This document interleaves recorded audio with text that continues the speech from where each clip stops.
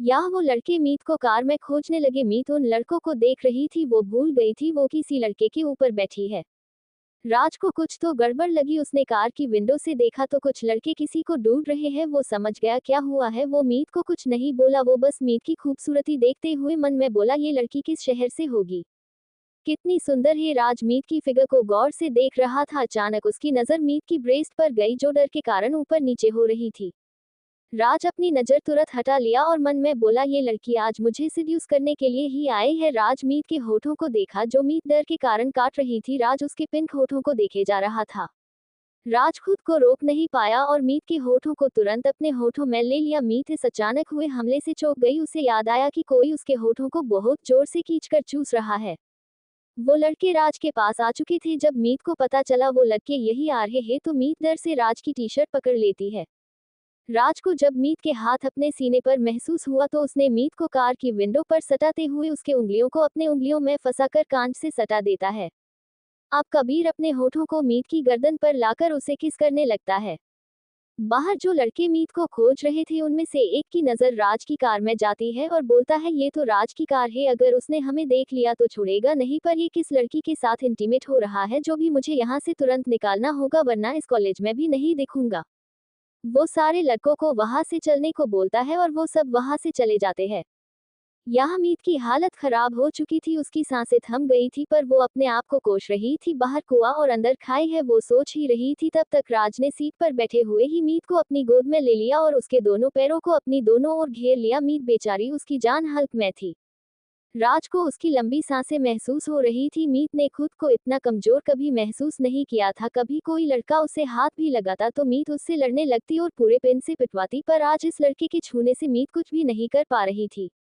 राज ने मीत का दुपट्टा भी निकाल कर नीचे फेंक दिया था। पीछे मीत की ड्रेस की डोरी भी खोल दी। उसके बालों को साइड कर उसके कान से गर्दन तक बस उसे चूमे जा रहा था। यह मीत अपने होश नहीं खोना चाहती थी, इसलिए वो झूठ मूठ का रोना चालू कर दी। राज को उसके रोने की आवाज आई तो वो रुककर मीत को देखने लगा और बोला, तुम क्यों रो रही हो। मीत ने जब उसके सवाल सुने तो और कसके रोते हुए बोली, मुझे बस हेल्प चाहिए थी और तुमने मेरे साथ क्या किया। राज अपनी आईब्रो उठाते हुए बोला, अभी मैंने कुछ भी नहीं किया और तुम इतना रो रही हो। मीत और जोर से रोते हुए बोली, तो मैं तुम्हारे सब करने का वेट करती, अब मेरी बीजी को और पापा को पता चलेगा तो वो मेरी शादी करवा देंगे। मीत और जोर से चिल्लाते हुए बोली, मैनू अभी ब्याह नहीं करना। अपनी आंखें दिखाते हुए बोली, अगर मेरा ब्याह हुआ तो मैंने ना फांसी लगा लेना और सारा इल्जाम तोड़े माथे मर जाना है।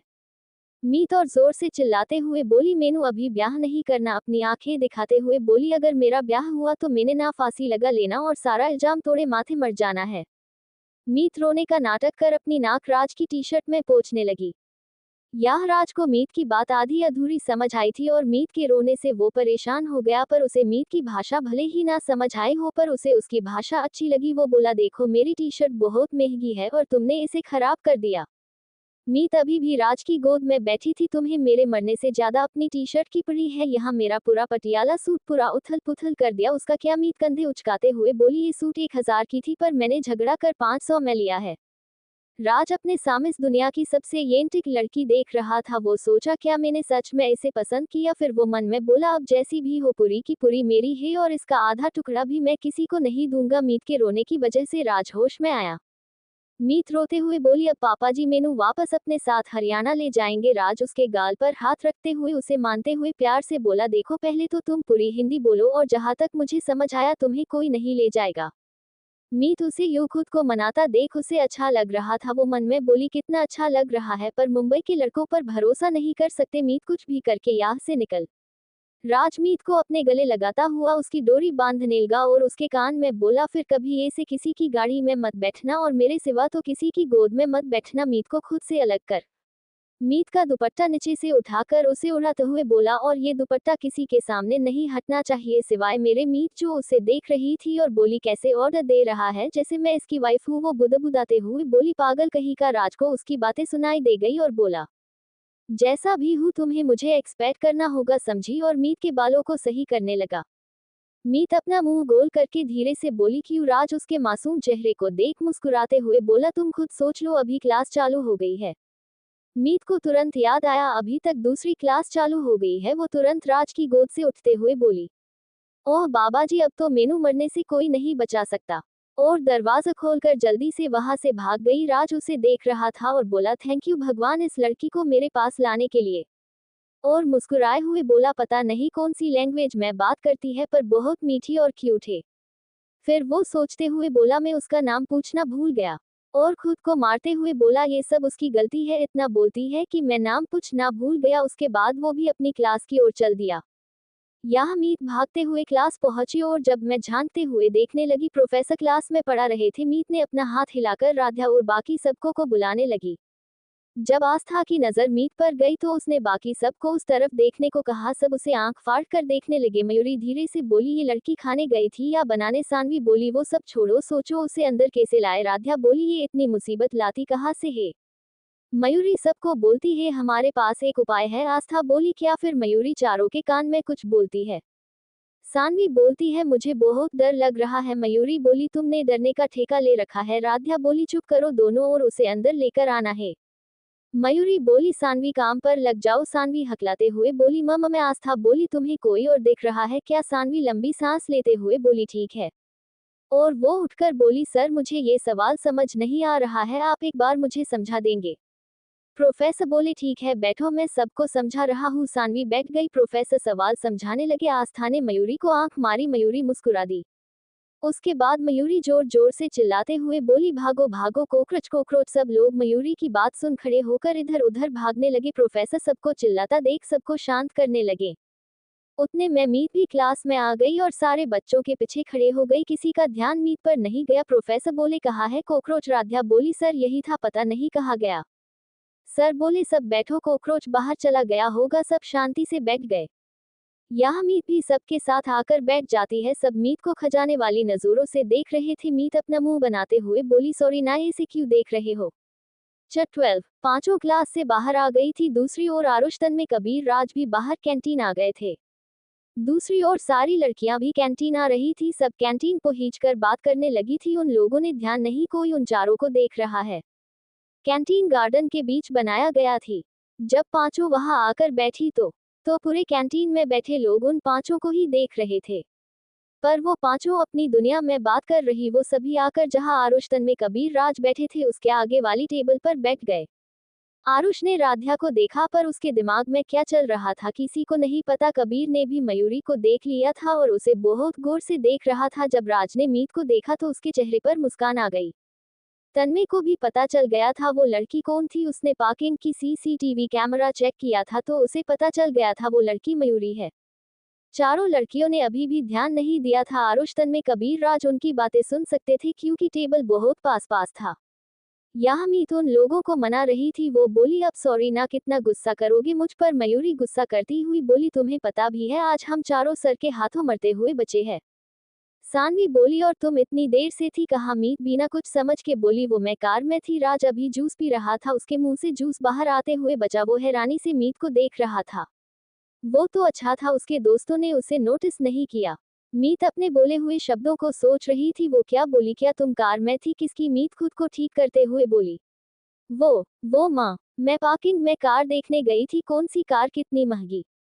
चारों लड़के उनकी बात सुनने में बिजी थे। वो लोग खुद पर ध्यान नहीं दे रहे थे। राध्या बोली, तुम्हारा दिमाग सही जगह पर स्थित तो है ना? कैसी बहकी बहकी बात करती हो? मीत बोली, छोड़ो ना और जल्दी से मेनू माफ करो। आस्था बोली, मीत तुम क्या पंजाबी हो? मीत जोर से बोली, ये लो जी, पूरे कॉलेज नू पता चल गया है कि मीत कौर पंजाबी है और तेनू अब पता चला। मीत की आवाज इतनी तेज थी लगभग सब उनके तरफ देखने लगे। सानवी उसे चुप कराते हुए बोली, मीत सब हमें ही देख रहे हैं, धीरे बोलो।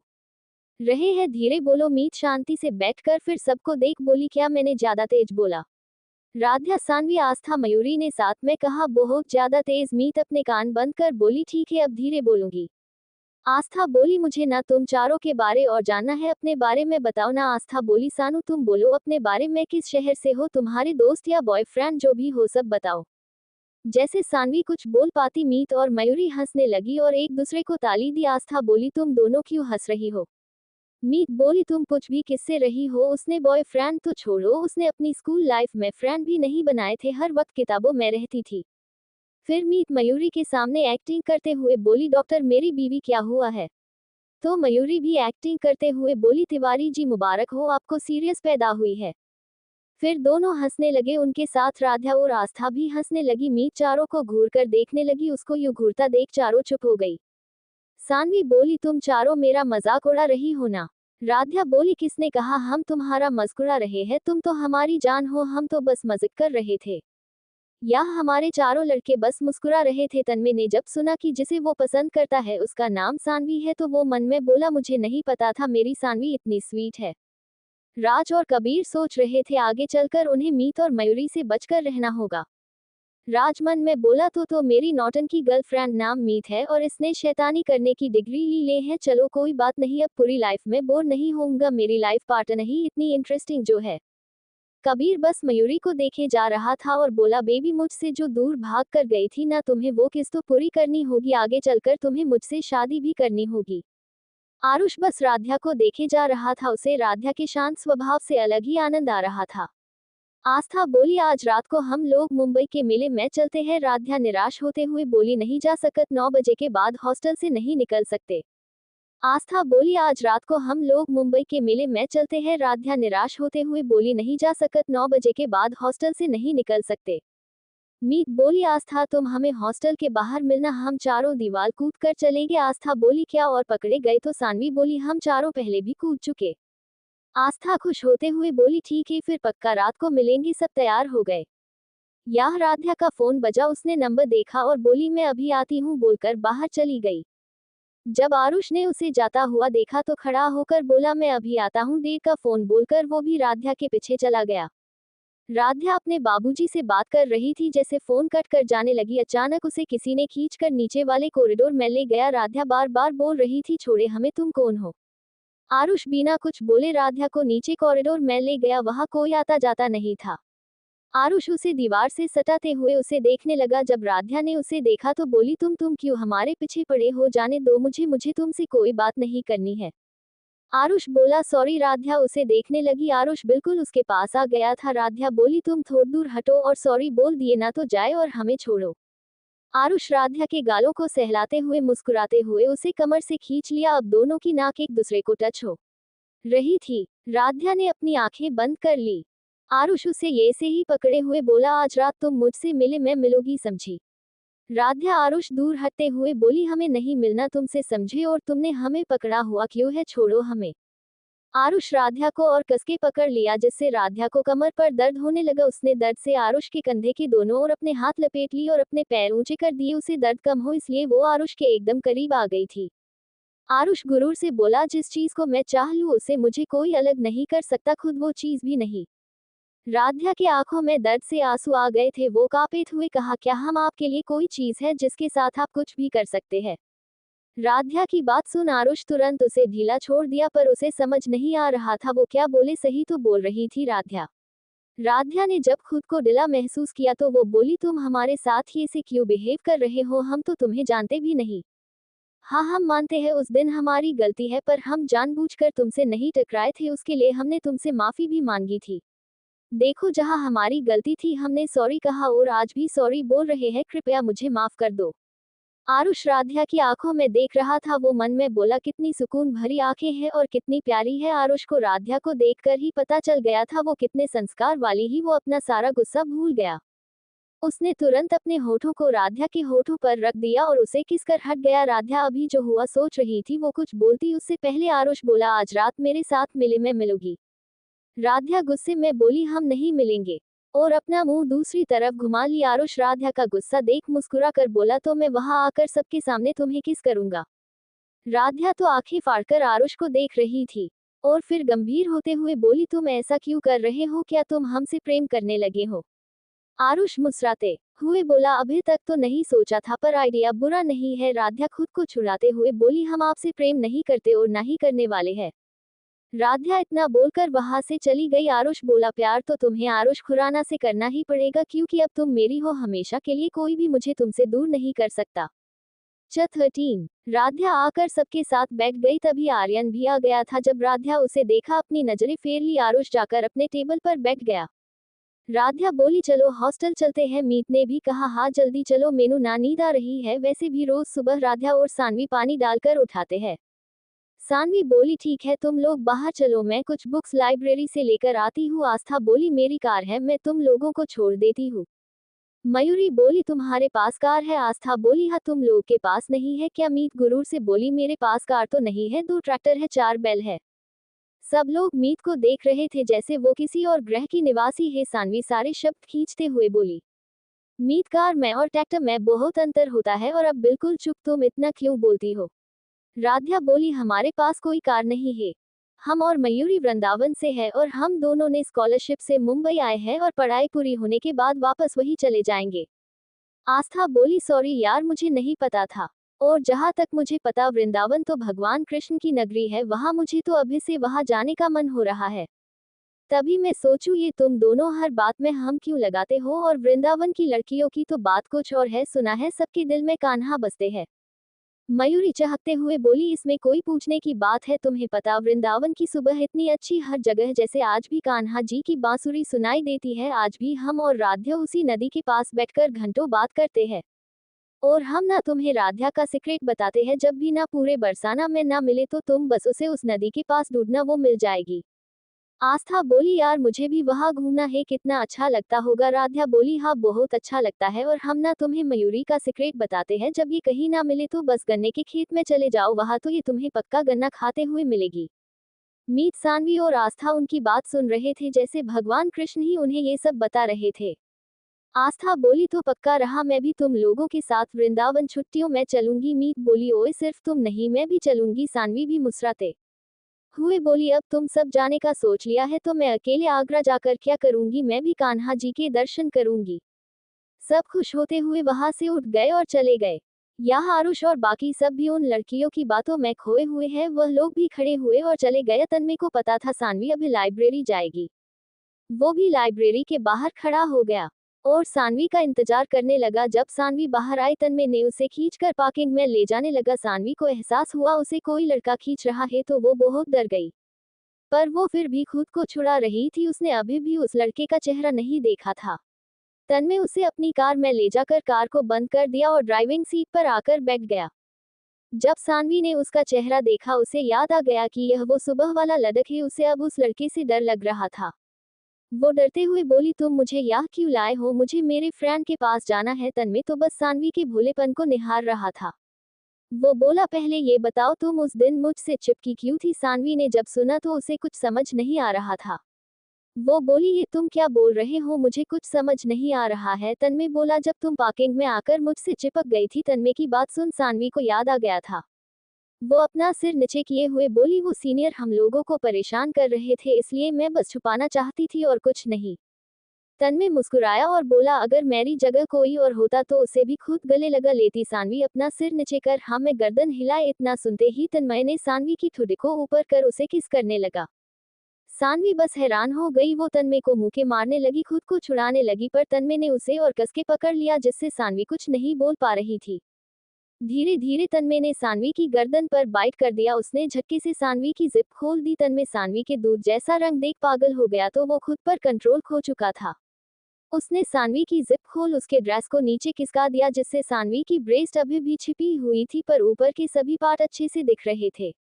तन्मय ने सीवी को उठाकर अपनी गोद में ले लिया। तन्मय के गोद में बैठने से सानवी अब तन्मय से ऊंची लग रही थी। तन्मय ने सानवी के चेहरे को उठाकर उसकी गर्दन पर किस करते हुए नीचे आने लगा। उसे ये बिल्कुल बर्दाश्त नहीं था सानवी किसी और के गले लगे। सानवी उसे अब रोक रोक कर थक गई थी, उसने कोशिश बंद कर दी। तन्मय ने सानवी के बैक पर हाथ फेरते हुए किस कर रहा था। अब सानवी को रोना आ गया, उसके आंसू गिरने लगे। जब सानवी के आंसू तन्मय के ऊपर गिरे तो वो रुक गया। तन्मय ने सानवी के चश्मे से उसके आंसू देख लिया था। उसे पता था सानवी एक सीधी लड़की है। उसने सानवी की ड्रेस को ऊपर कर उसकी जिप बंद कर दिया। वो सानवी को अपने गले से लगा लिया और उसके सर पर हाथ फेर कर चुप कराने लगा। 14 तन्मय सानवी को चुप कराते हुए बोला रो मत बेबी, बस जब तुमने कहा कि तुम किसी और से भी चिपक जाती तो इसलिए मुझे थोड़ा गुस्सा आ गया था। तन्मय ने सानवी के चेहरे को अपने दोनों हाथों में भरकर प्यार से बोला शुश चुप हो जाओ बेबी सारी। सानवी रोते हुए बोली प्लीज मुझे जाना है, मैं तुम्हें जानती भी नहीं, फिर तुम ऐसा क्यों कर रहे हो? अब तन्मय को बुरा लग रहा था। वो बोला अच्छा रो मत, मैं तुम्हारे साथ कुछ नहीं करूंगा। उसके बाद उसने सानवी की ड्रेस की जिप बंद की और सानवी के बाल सही करने लगा। सानवी उसे ही देख रही थी कि इस लड़के को मेरी इतनी फिक्र क्यों है। तन्मय ने सानवी को सही किया और उसके चेहरे को देखने लगा। सानवी भी तन्मय के आंखों में देख रही थी। तन्मय सानवी के होठों को अपने हाथों से छूकर बोला, ये इसे मत देखो, मैं तो पूरा का पूरा तुम्हारा हूँ। सानवी को तन्मय की बात पर गाल लाल हो गए। फिर उसे याद आया उसके फ्रेंड उसका वेट कर रहे हैं। वो अपना सिर नीचे झुकाकर बोली, मेरे फ्रेंड मेरा इंतजार कर रहे हैं, मुझे जाना है। तन्मय बोला, ठीक है तो आज रात को मिलते हैं मेले में। सानवी अपना सिर ऊपर कर तमन्या को देखने लगी जो मुस्कुरा रहा था। सानवी तो बस उसकी मुस्कुराहट में खो गई थी। वो तन्मय की गोद से उठने लगी तो तन्मय खींचकर अपने ऊपर बैठाते हुए उसके तरफ देख प्यार से मुस्कुरा कर बोला, जल्दी से मुझे एक पट करो, मैं तुम्हें अपने पेरेंट्स से मिलवाना चाहता हूँ। सानवी तो तन्मय की बात सुनकर उसे हैरान होकर देखने लगी। तन्मय उसे परेशान करते हुए बोला, अब लगता है तुम्हारे फ्रेंड तुम्हें याद नहीं कर रहे, तुम चाहो तो मेरे ऊपर और देर तक बैठ सकती हो। इतना सुन सानवी को होश आया। वो जल्दी से तन्मय के ऊपर से हटकर दरवाज खोलकर चली गई। तन्मय बस उसे देखता रहा और बोला, तुम बहुत भोली हो और अब तुम मेरी हो पूरी लाइफ के लिए। सानवी वहां से भागते हुए जल्दी से चली गई। डे से तन्मय उसे अभी पकड़ लेगा। वो जल्दी से अपने फ्रेंड के पास पहुंच गई। सबने उसे भागते हुए आता देख मयूरी बोली, अरे वो सुपर फास्ट एक्सप्रेस, इतनी जल्दी में क्यों आ रही हो, जैसे कोई पीछे पड़ा है। सानवी खुद को शांत कर बोली, ऐसी कोई बात नहीं है, चलो चलते हैं।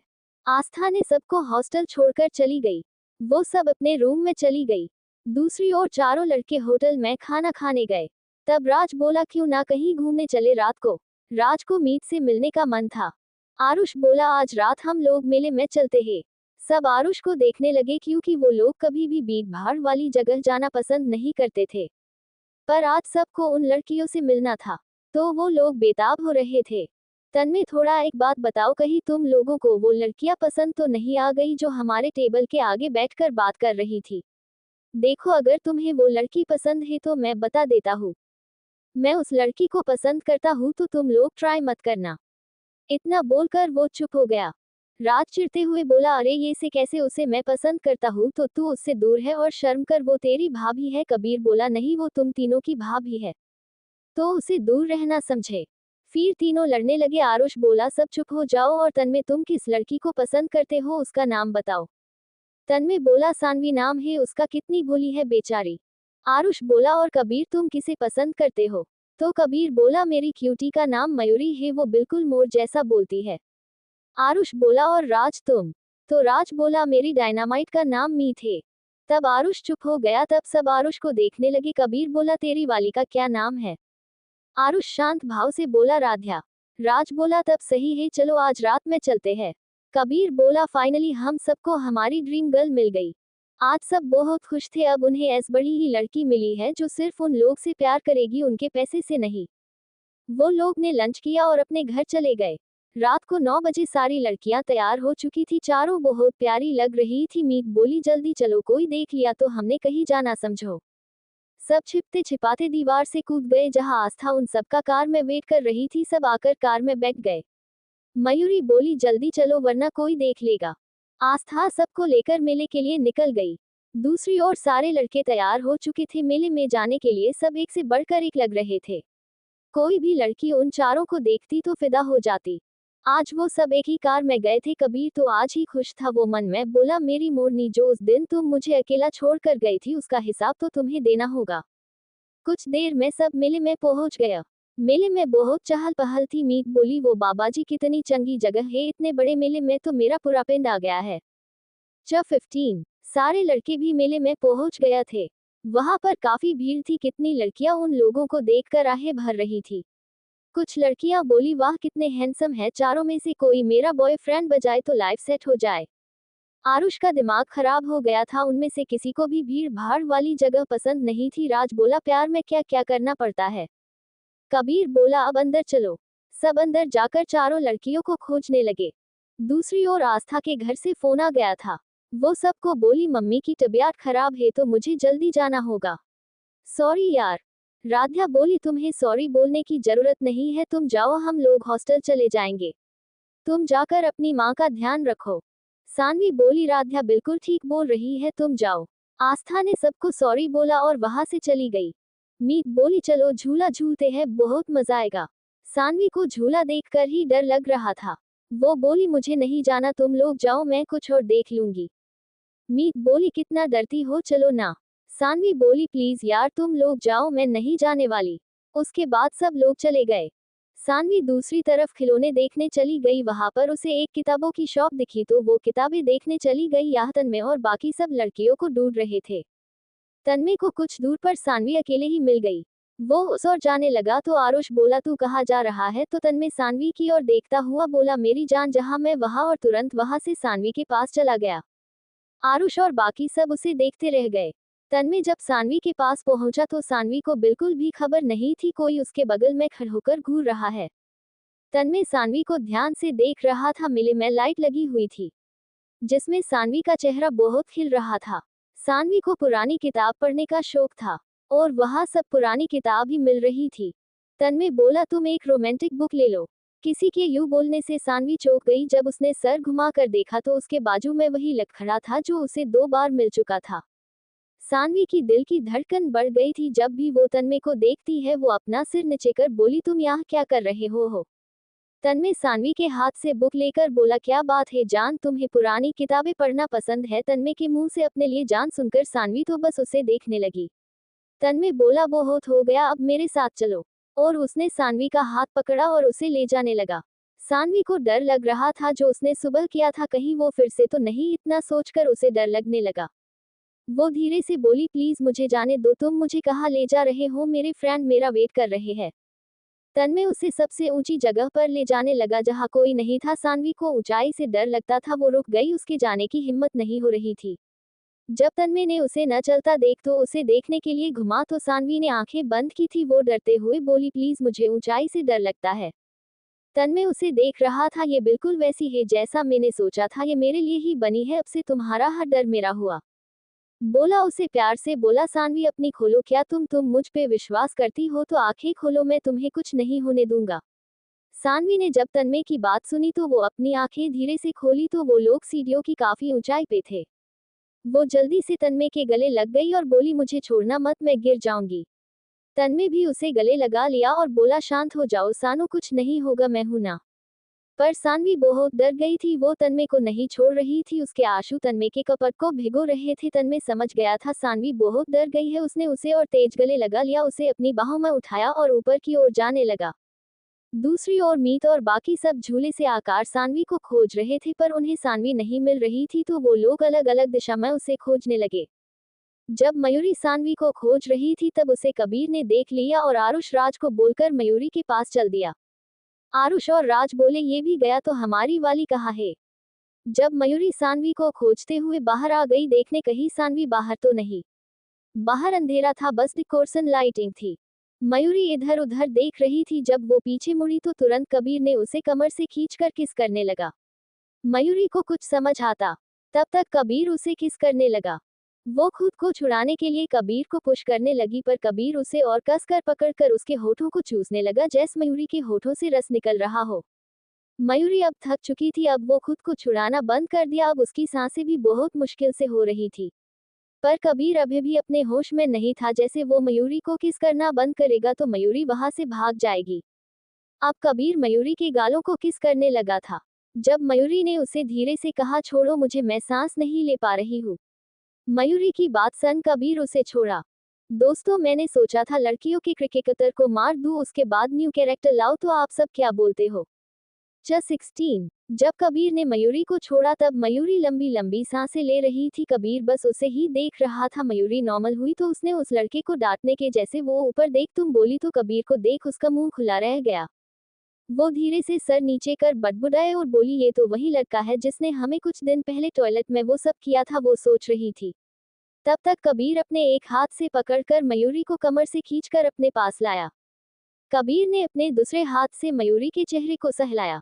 कबीर के इस हरकत से मयूरी होश में आई और कबीर को धक्का देते हुए बोली ये तुम क्या कर रहे हो, छोड़ो हमें। कबीर बोला नहीं स्वीटी, अभी मेरा मन नहीं है। कबीर मयूरी को परेशान करते हुए बोला। कबीर के मुंह से स्वीटी सुनकर मयूरी अपने में सोचते हुए बोली ये तो हमारा नाम नहीं है, हो सकता है इसे कोई गलत फहमी हो। मयूरी अपने होश में आते हुए बोली देखो तुम्हें कोई गलत फहमी है, हम तुम्हारी स्वीटी नहीं है, हमारा नाम मयूरी है, तो तुम अपनी स्वीटी को कहीं और खोजो। कबीर बस अपने आप से बोला, कितनी मासूम है, क्या इसे कोई प्यार की भाषा समझ नहीं आती। वो उसे अपने गले लगाता हुए बोला, मैं तुम्हें ही स्वीटी बोला रहा हूँ। मयूरी चौंकते हुए उसे अपने से दूर कर बोली, तुमने हमारा नाम क्यों बदल दिया, और बदला भी तो कैसा नाम तुमने हमें दिया है। मयूरी मुंह बनाते हुए बोली, जब बाऊजी को पता चलेगा कि शहर जाकर किसी लड़के ने हमारा नाम बदल दिया है तो वो बहुत डांटेंगे। कबीर मयूरी की बात सुन अपना सिर पीट लिया। उसे पता चल गया था कि मयूरी को प्यार के बारे में कुछ नहीं पता, उसे बेसिक सिखाना होगा। फिर वो मयूरी से बोला, तुम पागल हो। मयूरी गुस्सा करते हुए बोली, तुम हमें पागल बोल रहे हो। एक तो खुद आकार हमें किस करते हो, ऊपर से हमें हमें पागल बोलते हो। जाओ, हमें तुमसे बात नहीं करनी। मयूरी अपना मुंह फुलाकर दूसरी तरफ मुंह घुमा लिया। कबीर मयूरी को गुस्सा होते देख मुस्कुराया। उसे मयूरी बहुत क्यूट लग रही थी। वो अपने मन बोला, इसे इस तरह देखने के लिए मुझे इसे और कितना गुस्सा दिलाना होगा। फिलहाल मुझे इसे मनाना होगा। वो मयूरी को पीछे से हक कर बोला, ओके फाइन, अब गुस्सा मत हो मेरी मोरनी। मयूरी आगे मुड़कर कबीर को देखने लगी। कबीर उसे भी वैसे पकड़ा हुआ था। मयूरी अपनी बड़ी बड़ी आंखें झपकाते हुए, हम तुम्हारी मोरनी कैसे हुए। कबीर उसके चेहरे को सहलाते हुए बोला, क्योंकि मैं तुमसे प्यार करता हूँ और तुम मेरी गर्लफ्रेंड हो। मयूरी उसे हैरान होकर देखने लगी। उसके चेहरे को देखकर लग रहा था उसे कुछ समझ नहीं आया। वो बोली, तुम हमसे प्यार करते हो, इसका मतलब प्रेम होता है ना। मयूरी ने पूछा। वो फिर बोली, क्या तुम उस प्रेम की बात कर रहे हो जैसा कान्हा जी ने राधा से किया था। मयूरी की बात सुनकर कबीर मुस्कुराया और बोला, नहीं, वैसा प्रेम जैसा कान्हा और रुक्मिणी का था, क्योंकि तुम मेरे प्यार के साथ मेरी वाइफ भी बनोगी। मयूरी कबीर को देख रही थी। उसे तो कुछ समझ ही नहीं आ रहा था वो क्या बोले। फिर बोली, हमें नहीं बनना तुम्हारी गर्लफ्रेंड, अगर राधा को पता चला तो हमें डांटेगी। हम जा रहे हैं। जैसे मयूरी जाने को हुई तो कबीर उसे खींचकर अपने पास लाते हुए बोला, किसी को नहीं पता चलेगा, और अगर तुम मेरी गर्लफ्रेंड नहीं बनोगी तो मैं तुम्हारे फ्रेंड्स को बता दूंगा कि तुमने मेरे साथ टॉयलेट में क्या किया था। बोलो, बता दूं। कबीर उसे झूठी धमकी देते हुए बोला। मयूरी घबराते हुए बोली, दे दे देखो, हमने वो जानबूझकर नहीं किया था। कबीर बोला, हाँ या ना, जल्दी बोलो। मयूरी हार मानते हुए बोली, ठीक है, पर तुम किसी को नहीं बताओगे। कबीर उसे किस करते हुए बोला, ठीक है, नहीं बताऊंगा। कबीर के किस करने से मयूरी बोली, तुम हमें किस क्यों कर रहे हो। कबीर बोला, तुम चाहो तो मुझे किस कर सकती हो, मुझे अपना ही समझो। मयूरी कुछ नहीं बोली। वो बोली, अब हमें जाना है। कबीर बोला, अभी नहीं, चलो मेरे साथ, मैं तुम्हें कहीं ले जाता हूँ। मयूरी बोली, पर उसके बोलने से पहले कबीर बोला, तुम्हारे फ्रेंड को कुछ नहीं पता चलेगा। वो मयूरी को लेकर वहां से चला गया। दूसरी ओर राधा सानवी को ढूंढ रही थी, तब वो किसी से टकरा गई। राधा के गिरने से पहले आरुष ने उसे थाम लिया और शैतानी स्माइल के साथ बोला, क्या बात है डार्लिंग, मुझे तो लग रहा था तुम मुझसे छुप रही हो, पर तुम तो खुद मेरे पास आ गई। राधा जल्दी से खड़ी हुई और शांत भाव से बोली, हम यहाँ सानू को खोज रहे थे।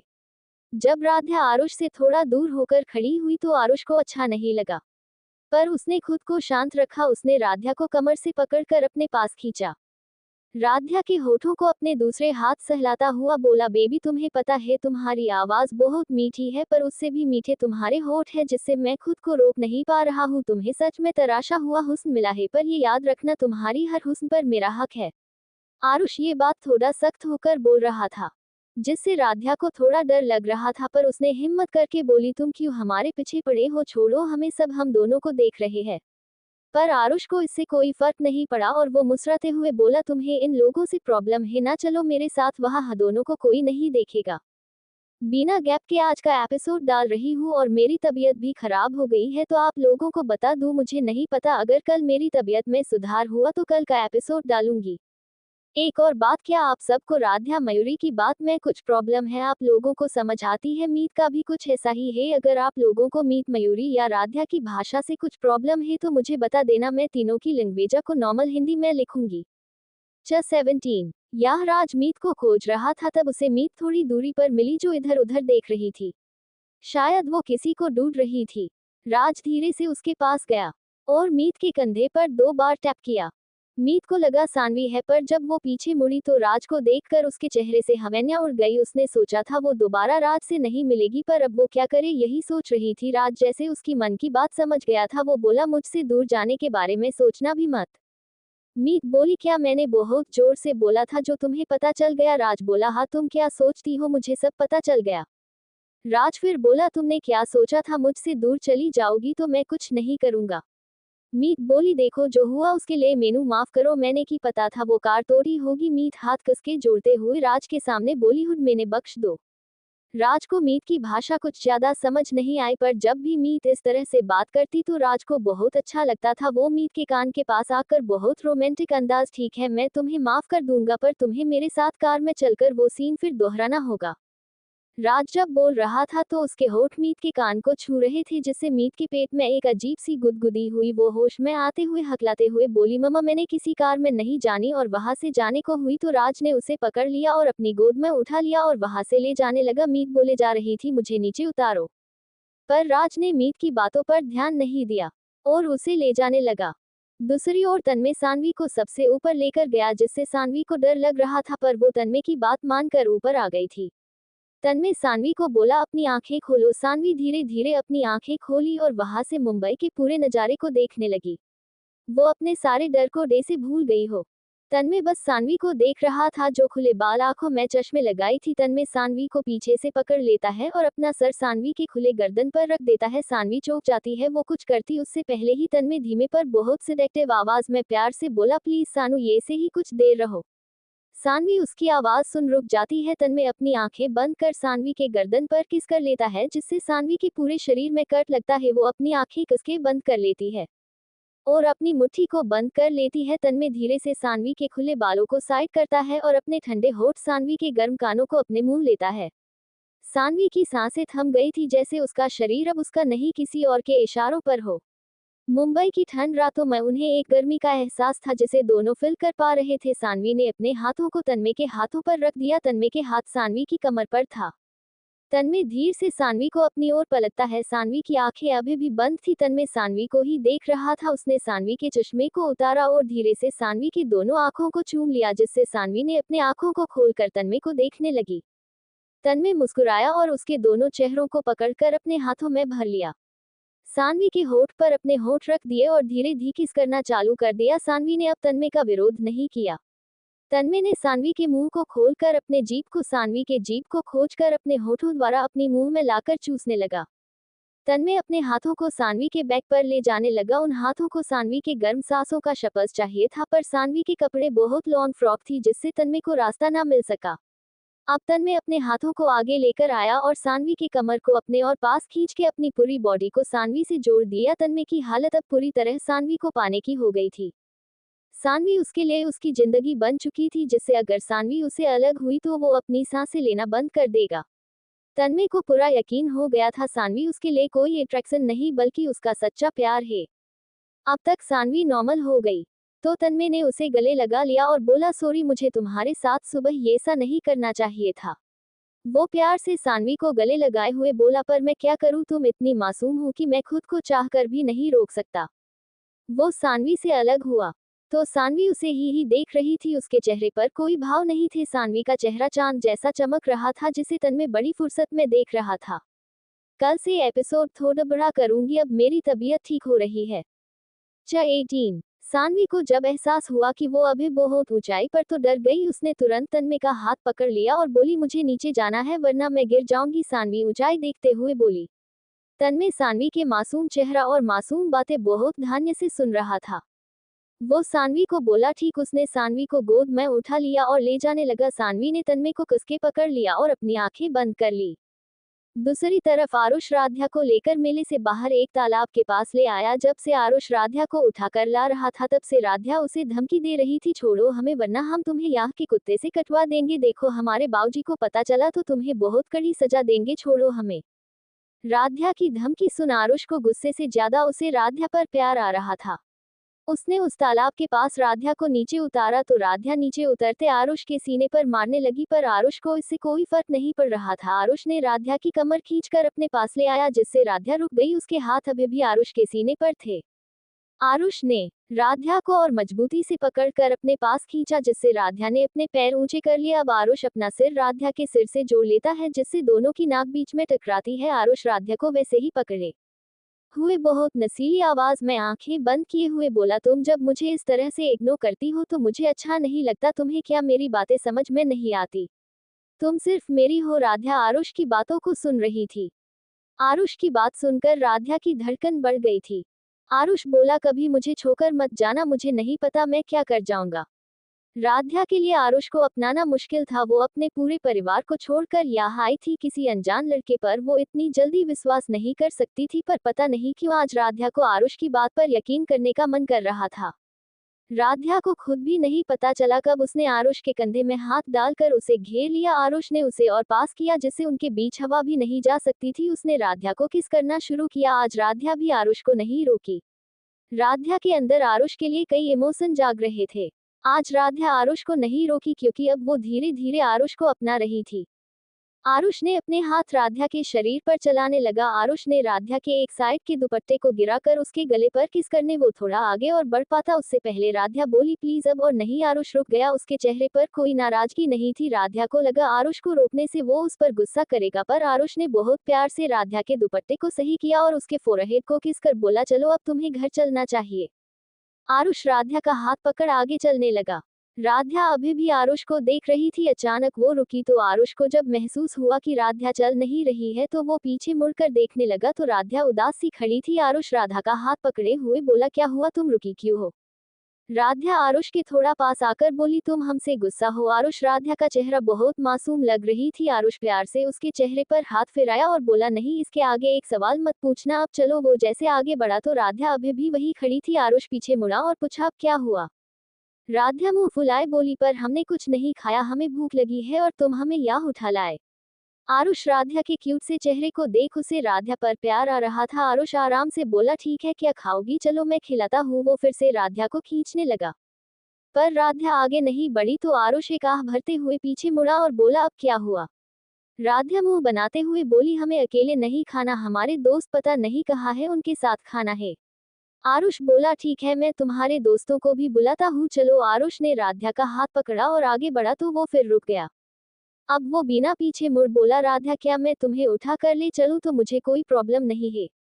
राध्या मुंह बनाकर बोली, हम उन लोगों के साथ नहीं जाते जिसका नाम हम नहीं जानते। इतना बोल वो चुप हो गई और दूसरी ओर देखने लगी। आरुष पीछे मुड़ा और राध्या को गले लगा लिया और राध्या के कानों में रोमांटिक अंदाज में बोला, आरुष, आरुष नाम है मेरा और बहुत जल्द तुम्हारा नाम मेरे नाम से जुड़ेगा। और वो राध्या से दूर हुआ और उसे लेकर जाने लगा। वो दोनों एक ठेले के पास से गुजर रहे थे तब राध्या बोली, हमें यह खाना है। आरुष उस ठेले को ध्यान से देखा और एक अजीब सा लुक दिया और राध्या की ओर मुड़कर बोला, मैं तुम्हें कहीं और खिला